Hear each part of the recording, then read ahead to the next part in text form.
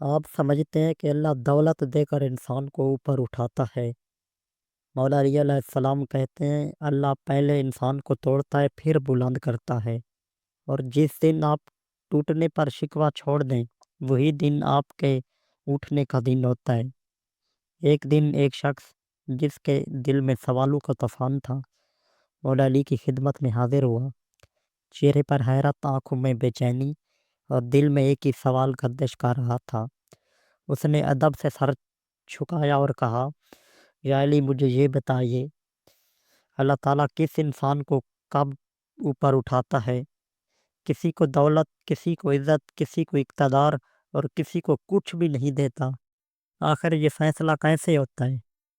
یہ سوال سن کر محفل میں خاموشی چھا گئی۔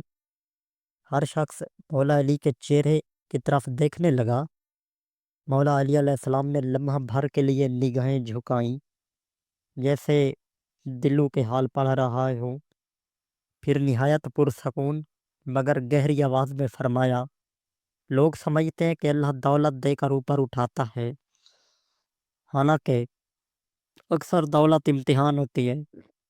لوگ سمجھتے ہیں کہ عہدہ عزت ہے، مگر کئی بار وہ ذلت کا سبب بنتا ہے۔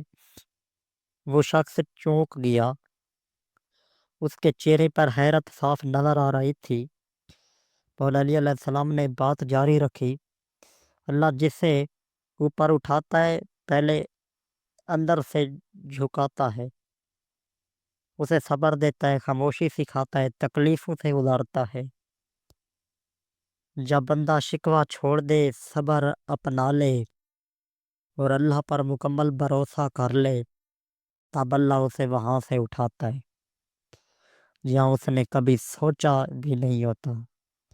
محفل میں بیٹھے لوگ سانس روک کے سن رہے تھے۔ مولا علی علیہ السلام نے فرمایا، یاد رکھو، اللہ کسی کو اس دن اوپر نہیں اٹھاتا جس دن وہ چاہتا ہے، بلکہ اس دن اٹھاتا ہے جس دن بندہ خود کو اللہ تعالیٰ کے حوالے کر دیتا ہے۔